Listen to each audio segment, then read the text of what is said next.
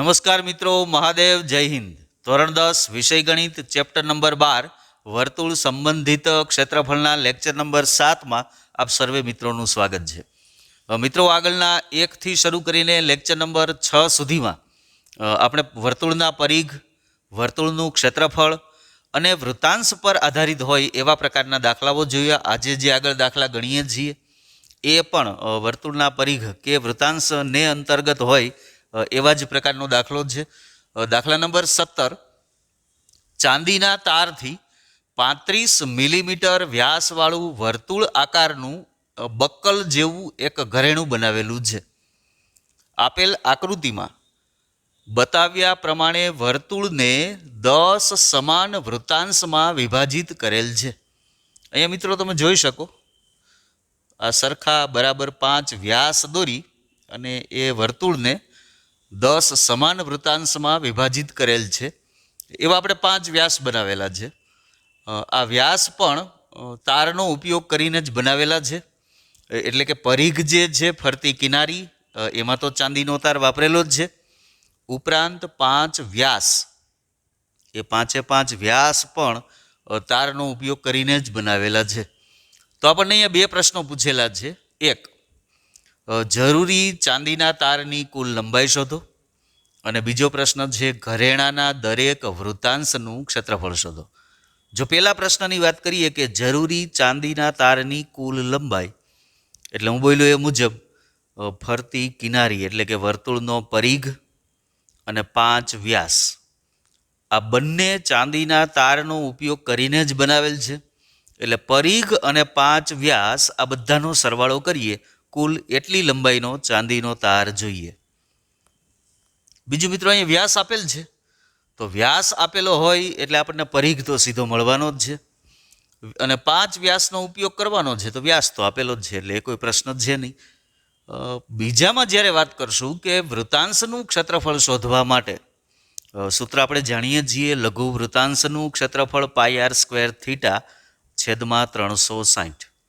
એટલે વૃત્તાંશના ક્ષેત્રફળ માટે તમારે 2 બાબતોની જરૂરિયાત ઊભી થાય. એક, ત્રિજ્યા, અને બીજું લઘુ ચાપે કેન્દ્ર આગળ કેટલો ખૂણો આંતરેલો છે, એટલે કે થીટા. આ 2 બાબતોની જરૂરિયાત ઊભી થાય એ વૃત્તાંશ વખતે વાત કરીએ. સૌથી પહેલાં આપણે પહેલા પ્રશ્ન માટે જો વાત કરતા હોઈએ તો કુલ લંબાઈ, ચાંદીના તારની કુલ લંબાઈ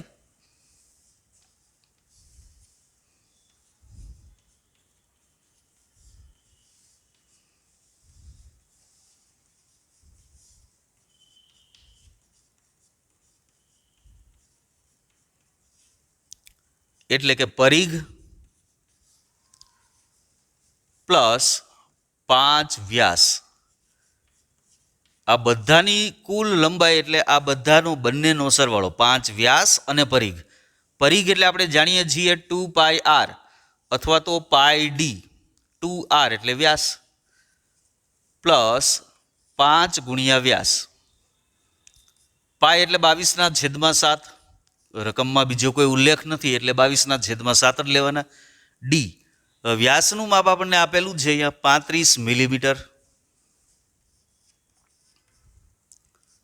પ્લસ 5 એના ગુણાકારમાં છે વ્યાસ એટલે ફરી પાછા 35. આ બંનેનો સરવાળો કરીએ, આ બંનેનો ગુણાકાર, આ બેનો ગુણાકાર, પછી એમનો સરવાળો કરીએ, છેદ ઉડે છે. 7 5 35, 22 પંચા 110 પ્લસ 35 ગુણ્યા 5 5 25, 5 3 15 ને 2 17, 110 અને 175, 75 ને 10 85, એટલે 285. હવે મિત્રો એકમ લખવાની વાત આવે, અહીંયા કુલ લંબાઈ આપણે શોધીએ છીએ. અહીંયા જો વ્યાસનો એકમ આપેલો છે મિલીમીટર, તો કુલ લંબાઈ, જે તારની કુલ લંબાઈ થાય એમનો એકમ પણ મિલીમીટર આવશે. પહેલા પ્રશ્નનો જવાબ આપવાનો આપણે કે આમ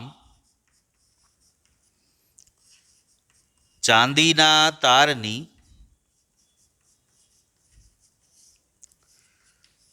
કુલ લંબાઈ 285 મિલીમીટર હોય.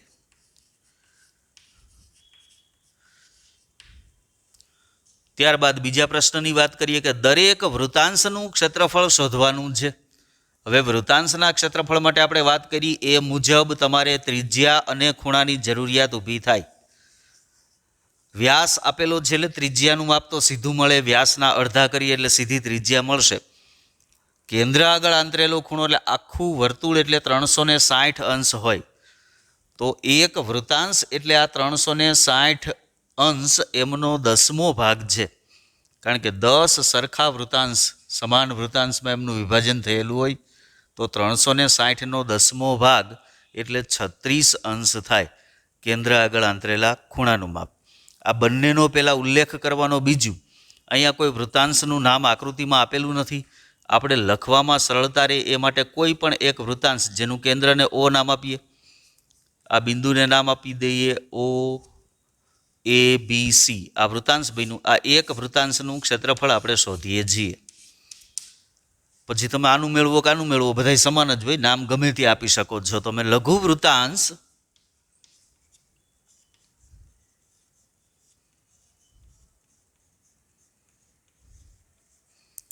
ઓ એ બી સી માટે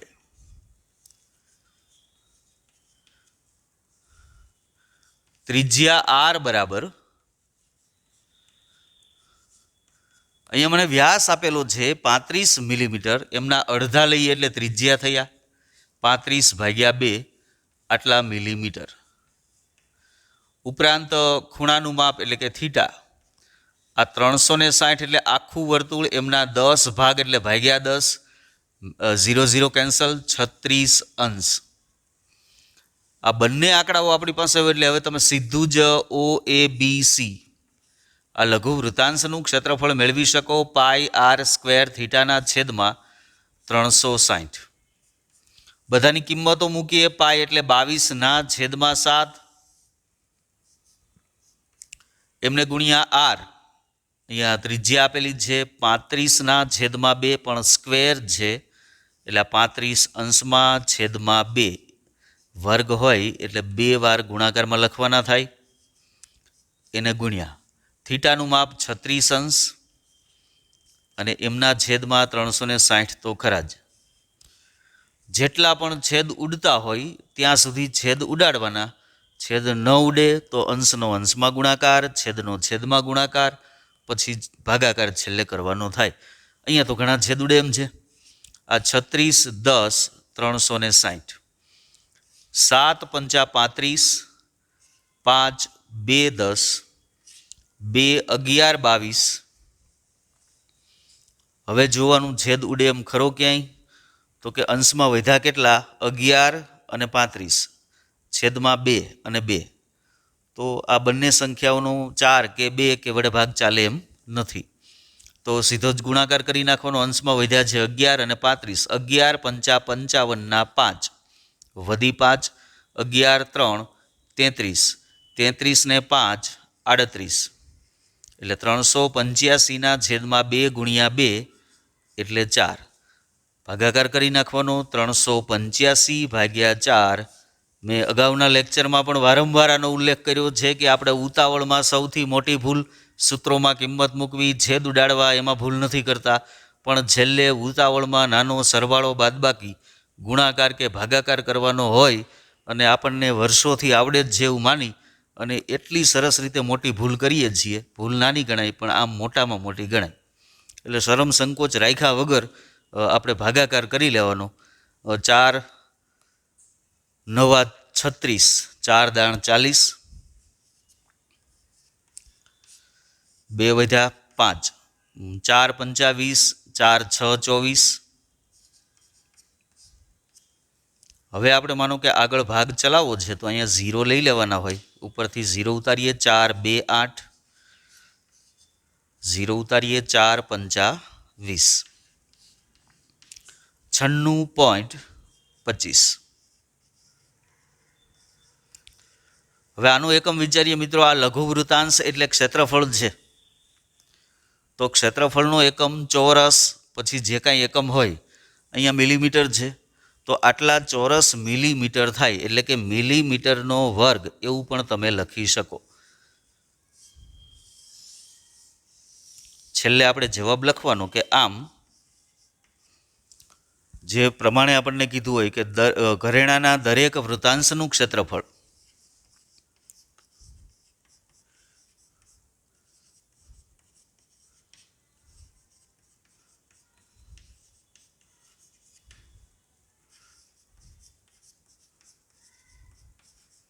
$96.25 ચોરસ મિલીમીટર છે. ત્યાર પછીનો દાખલો જોઈએ મિત્રો. દાખલા નંબર 17. જો ઓ કેન્દ્રવાળા બે સમકેન્દ્રી વર્તુળોની ત્રિજ્યાઓ અનુક્રમે 7 સેન્ટીમીટર અને 14 સેન્ટીમીટર તથા ખૂણો AOC એનું માપ બરાબર ત્યાં આપેલું છે 40 અંશ જો હોય તો આપેલ આકૃતિમાં બતાવેલ જે રંગીન ભાગ છે એ રંગીન પ્રદેશનું ક્ષેત્રફળ શોધવાનું છે મિત્રો. આકૃતિમાં જુઓ તો એક મોટું વૃતાંશ અને એક નાનું વૃતાંશ, આવા બે વૃતાંશ આપણને દેખાય છે. OAC એટલે આ મોટું વૃતાંશ અને OBD આ નાનું વૃતાંશ. બંને વૃતાંશની જો બાદબાકી કરીએ એટલે રંગીન પ્રદેશ મેળવવા માટે મોટા વૃતાંશના ક્ષેત્રફળમાંથી નાના વૃતાંશનું ક્ષેત્રફળ એટલે આ રંગીન નથી એવો ભાગ જો બાદ કરી નાખીએ એટલે આ રંગીન ભાગનું ક્ષેત્રફળ આપણને મળવાનું છે. ટૂંકમાં બંને વૃતાંશના ક્ષેત્રફળ શોધવાના છે. મોટા વૃતાંશ માટે જ્યારે વાત કરતા હોઈએ ત્યારે ત્રિજ્યા અને ખૂણો તો બંનેની ત્રિજ્યાઓ આપણને આપેલી જ છે. 7 સેન્ટીમીટર અને 14 સેન્ટીમીટર આકૃતિમાં પણ દર્શાવેલ છે. તો મોટા વૃતાંશ માટે 14 સેન્ટીમીટર અને થીટા એટલે 40. નાના વૃતાંશ માટે ત્રિજ્યા 7 સેન્ટીમીટર અને ખૂણાનું માપ 40 અંશ. માપ બધા તૈયાર જ છે, માત્ર બંને વૃતાંશના ક્ષેત્રફળ મેળવી અને પછી માત્ર એમની બાદબાકી કરવાની છે. તો પહેલા મોટા વૃતાંશ માટે વાત કરીએ તો લઘુ વૃતાંશ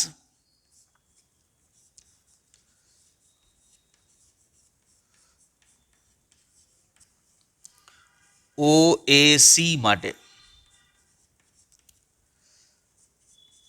ત્રિજ્યા R બરાબર 14 સેન્ટીમીટર અને થીટા બરાબર 40 અંશ. એમનું જો ક્ષેત્રફળ મેળવીએ તો લઘુ વૃતાંશ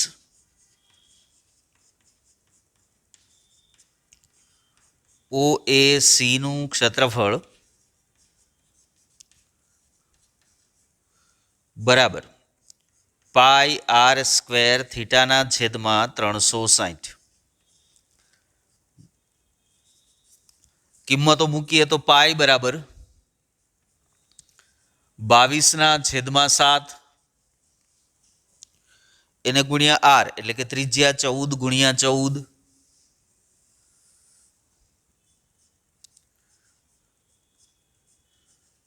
થીટાનું માપ બરાબર 40 અંશ આપેલ છે અને છેદમાં વધ્યા બીજા 360. ઓકે, એમાં બધી જ કિંમતો આપણે ત્યાં મૂકી. હવે જેટલા છેદ ઉડે એટલા ઉડાડીએ. આ 0 કેન્સલ. 4 9 36 2 7 14.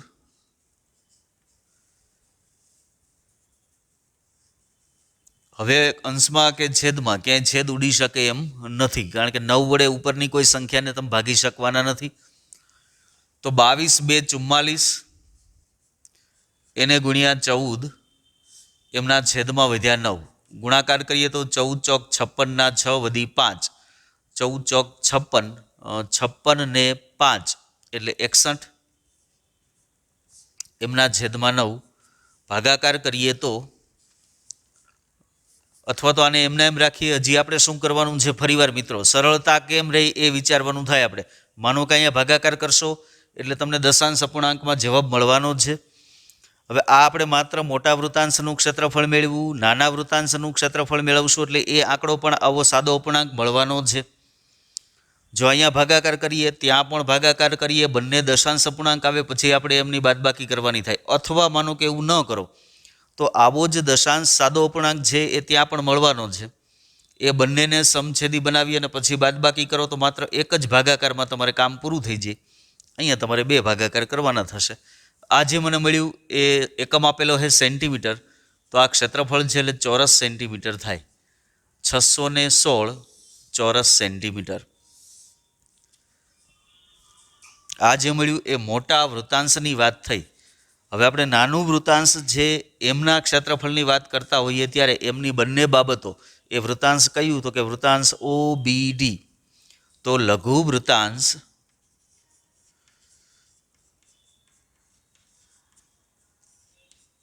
OBD માટે ત્રિજ્યા R બરાબર અહીંયા આપેલ છે 7 સેન્ટીમીટર અને ખૂણાનું માપ સેમ એટલું જ 40 અંશ. હવે ક્ષેત્રફળ મેળવીએ તો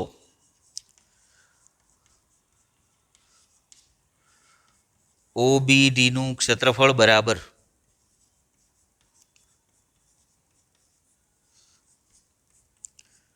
પાઈ R² થીટાના છેદમાં 360. પાઈ એટલે 22/7.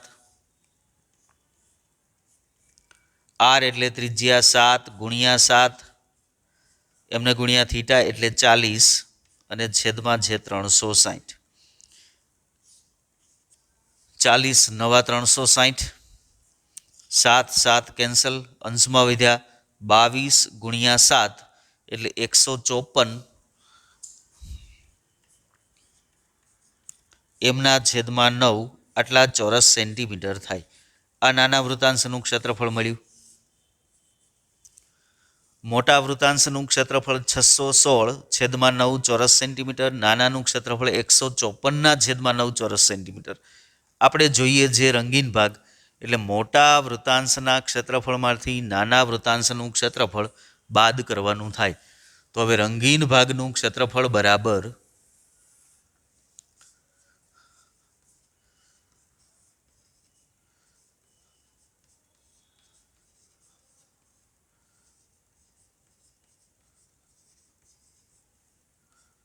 બંને વૃત્તાંશનો ઉલ્લેખ કરાય. પહેલું વૃત્તાંશ એટલે OAC, આનું ક્ષેત્રફળ. માત્ર OAC લખ્યું એનો અર્થ એમ જ થાય કે લઘુ વૃત્તાંશ OACનું ક્ષેત્રફળ અને એમાંથી બાદ કરવાનું છે OBD એટલે લઘુ વૃત્તાંશ OBDનું ક્ષેત્રફળ. બંને આંકડાઓ તમારી પાસે તૈયાર છે.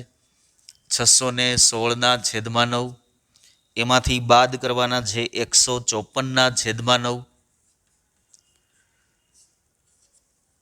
ઇઝ ઇક્વલ ટુ 616માંથી 154 બાદ કરો. અહીંયા ભૂલો વધુમાં વધુ પડે મિત્રો. આપણે એટલી ઉતાવળથી ઝડપથી કામ કરવા જઈએ અને ત્યાં જ અટકી જઈએ. થોડીક માનો કે મોઢે ઝડપથી ગણતરી કરતા ન આવડે તો માંડી લેવાનો આંકડો, પણ ઉતાવળ નહીં કરવાની. અહીંયા ભૂલ પડી એટલે વાત થઈ ગઈ પૂરી પાછી. આ 6માંથી 4 બાદ કરો, 2 વધ્યા 5 11. 11માંથી 5 બાદ કરો, 6 વધ્યા, 5માંથી 1 બાદ કરો. 462 ભાગ્યા 9 કરવાના થયા મારે. ભાગાકાર કરી લ્યો. 462 એમને ભાગ્યા 9 પંચા 45, 1 વધ્યા, ઉપરથી 2 ઉતારીએ, 9 2 18, 9 1 9 3.00, 9 3 27, 3 27 એટલે 3 3 3 3 એમ ચાલ્યા કરશે. 51.33 આટલા ચોરસ સેન્ટીમીટર એ રંગીન ભાગ મળે. છેલ્લે મિત્રો એક વિધાન લખવાનું આપણે ભૂલવાનું નહીં દરેક દાખલામાં, કારણ કે પેપર ચેક કરનાર જે વ્યક્તિ છે એમની સીધી પહેલી જ નજર એ ત્યાં જતી હોય કે જવાબ કેટલો આવેલો છે. તો આમ રંગીન પ્રદેશનું ક્ષેત્રફળ અથવા તો રકમમાં જે શબ્દ વાપરેલો હોય એ જ શબ્દનો ઉપયોગ કરવાનો. રંગીન પ્રદેશનું ક્ષેત્રફળ 51.33 ચોરસ સેન્ટીમીટર છે. મિત્રો ત્યારબાદનું ઉદાહરણ જોઈએ. દાખલા નંબર 18. આમ આકૃતિ તમે જુઓ તો ખ્યાલ આવે એમ છે. આપણને અહીંયા એવી વિગત આપેલી છે કે આપેલ આકૃતિમાં દર્શાવ્યા પ્રમાણે 4 સેન્ટીમીટર જેમની બાજુની લંબાઈ છે એવો એક ચોરસ ABCD આપેલો છે આ ચોરસના ચારે ચાર ખૂણા પર 1 સેન્ટીમીટર ત્રિજ્યાવાળા વર્તુળના ચોથા ભાગ એટલે ચતુર્થાંશ કાપેલા છે. ઉપરાંત 2 સેન્ટીમીટર વ્યાસવાળું એક વર્તુળ બરાબર ચોરસના મધ્ય ભાગમાં કપાયેલું છે. તો આ કુલ 5 ભાગ એટલે કે 4 ચતુર્થાંશ અને 1 વર્તુળ એમ કુલ મળીને 5 ભાગ જો તમે ચોરસમાંથી લઈ લ્યો તો એ સિવાયનો જે ચોરસનો ભાગ વધે, જે આકૃતિમાં મેં ડાર્ક ભાગ દર્શાવેલો છે, રંગીન દર્શાવેલ છે, એ ભાગનું ક્ષેત્રફળ મારે શોધવાનું છે. ઘણીવાર મિત્રો એવું બને છે કે અમુક દાખલાઓની રકમ એવી જ છે. દાખલા તરીકે હું તમને યાદ અપાવું કે દ્વિચલ સુરેખ સમીકરણ અને દ્વિઘાત સમીકરણ આ બંનેના કૂટ પ્રશ્નો આવે તો એક જ સરખી પેલું એકમ અને દશકવાળો દાખલો આવ્યો હોય તો તમે પહેલાં એ નક્કી કરી ન શકો ઘણીવાર કે આ દ્વિચલ સુરેખ સમીકરણનો દાખલો છે કે દ્વિઘાત સમીકરણનો છે. જો બરાબર વ્યવસ્થિત સમજેલા હોય તો કોઈ પ્રશ્ન છે નહીં, પણ આ ચેપ્ટરના દાખલા શોધી કાઢવા એટલે એટલા સરળ છે કારણ કે એમાં આ જે મેં આકૃતિ આપેલી છે એ કોઈ આપણી રીતે દોરેલી આકૃતિ નથી. આપણને સ્પષ્ટ કીધું જ છે આપેલ આકૃતિમાં દર્શાવ્યા મુજબ. એટલે રકમમાં મને આકૃતિ તૈયાર આપેલી જ છે. આકૃતિ આપેલ હોય એટલે આપણને ખબર સીધી જ પડી જશે કે આ ચેપ્ટર નંબર 12 વર્તુળ સંબંધિત ક્ષેત્રફળનો દાખલો છે. પેલા શૂન્ય પાલનપુરીના શેરની જેમ પરિચય છે મંદિરમાં દેવોને મારો ને મસ્જિદોમાં ખુદા ઓળખે છે. નથી વ્યક્તિત્વ જાનું મારું કોઈથી, ફક્ત આપના પ્રતાપે બધા ઓળખે છે. એના પછીનો શેર તો ખૂબ સરસ છે કે તબીબોને કહી દો માથું ના મારે. ડૉક્ટરો, તબીબોને કહી દો કે માથું ના મારે, દર્દ સાથે સીધો પરિચય છે મારે. હકીકતમાં હું એવો રોગી છું જેને સારી રીતે દવા ઓળખે છે. અને ત્યાર પછીનો એક શેર છે એ સાંભળીએ એટલે એટલી તાકાત આવી જાય. ત્યાર પછી આપણે દાખલાની શરૂઆત કરીએ કે સમુંદર ઉલેચ્યો છે પ્યારા, નથી કેવળ કાંઠે છબછબિયા કીધા. સમંદર ઉલેચ્યો છે પ્યારા, નથી કેવળ કાંઠે છબછબિયા કીધા. મળી છે અમોને જગા મોતીઓમાં ને તમોને કેવળ બુદબુદા ઓળખે છે. પરપોટા. એટલે ખૂબ સરસ મજાનો શેર છે શૂન્ય પાલનપુરીનો. એટલે આ ઓળખે છે એવી વાત એટલા માટે મેં કરેલ છે કે આ દાખલાઓ છે ને એ રકમ પરથી ઓળખાઈ જાય એમ છે, એટલે એ આપણને યાદ આવેલું અહીંયા. હવે આપણે કામ શું કરવાનું છે તો કે સૌ પ્રથમ તો 4 ચતુર્થાંશનું ક્ષેત્રફળ મેળવી લઈએ, ત્યારબાદ એક વર્તુળનું ક્ષેત્રફળ અને ચોરસનું ક્ષેત્રફળ, પછી બાદબાકી જ કરવાની છે માત્ર ને માત્ર. તો સૌથી પહેલાં ચોરસનું ક્ષેત્રફળ મેળવીએ કે ચોરસ ABCD ની લંબાઈ 4 સેન્ટીમીટર છે. Therefore ABCD is equal to, ચોરસ છે એટલે લંબાઈનો વર્ગ આવશે, 4નો વર્ગ 16. એકમ કયો છે? સેન્ટીમીટર. એટલે ક્ષેત્રફળનો એકમ આવશે ચોરસ સેન્ટીમીટર. ત્યારબાદ 4 ચતુર્થાંશ. હવે આખું વર્તુળ હોય એટલે πr². વર્તુળનો ચતુર્થાંશ ભાગ એટલે વર્તુળના ક્ષેત્રફળનો ચોથો ભાગ, અને એવા ચોથા ભાગ કેટલા તો કે 4. એટલે આમ વિચારો તમે તો આ 4 ટુકડાને આમ તમે ભેગા કરી દો એટલે આખું વર્તુળ જ બનવાનું છે. તો આપણે 4 ચતુર્થાંશનું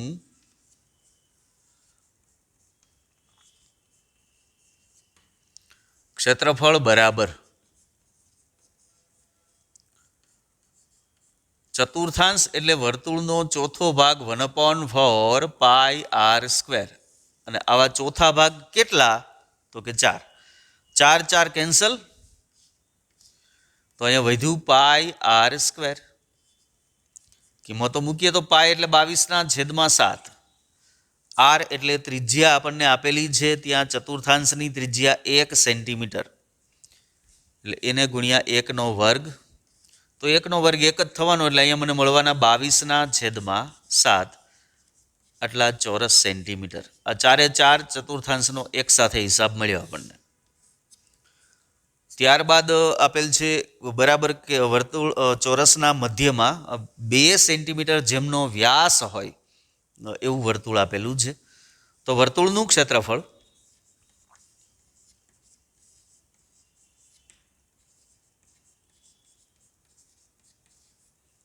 વર્તુળ એટલે πr², પાય એટલે 22/7 અને ત્રિજ્યા વ્યાસ આપેલો છે. જુઓ અહીંયા 2 સેન્ટીમીટર વ્યાસ, તો એમની ત્રિજ્યાનો હિસાબ કરીએ તો એમના અડધા એટલે કે 1 સેન્ટીમીટર, 1નો વર્ગ. 1નો વર્ગ 1 જ થાય, ગુણાકાર કરશો તો 22/7 એમને એમ રહેવાના, આટલા ચોરસ સેન્ટીમીટર. હવે તો કે આખા ચોરસમાંથી 4/4 અને વર્તુળ આટલી વસ્તુ બાદ કરીએ એટલે આપણને જે કીધેલ છે ચોરસના બાકીના ભાગનું ક્ષેત્રફળ મળવાનું છે. તો એ જ શબ્દથી આપણે વાત કરાય કે ચોરસના બાકીના ભાગનું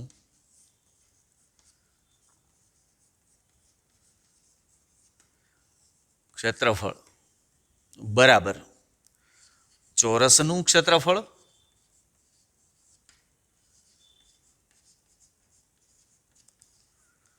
એમાંથી બાદ કરવું પડશે 4/4 ક્ષેત્રફળ પ્લસ વર્તુળનું ક્ષેત્રફળ.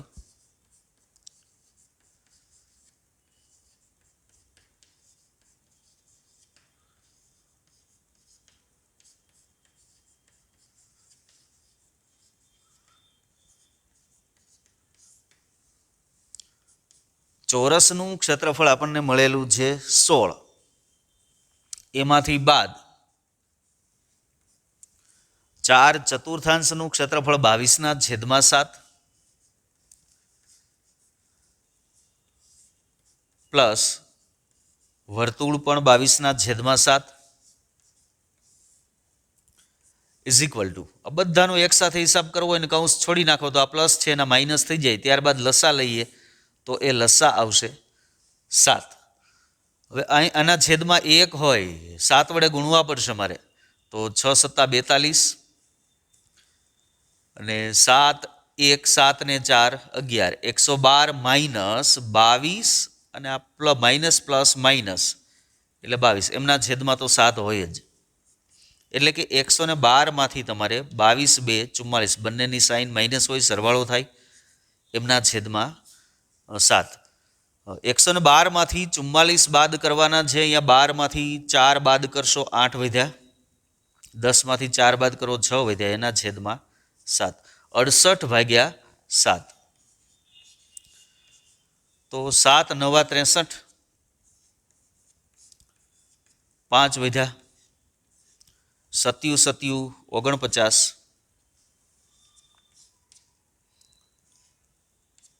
7 1 7, 7 4 28, એ ચાલ્યા કરશે. 9.714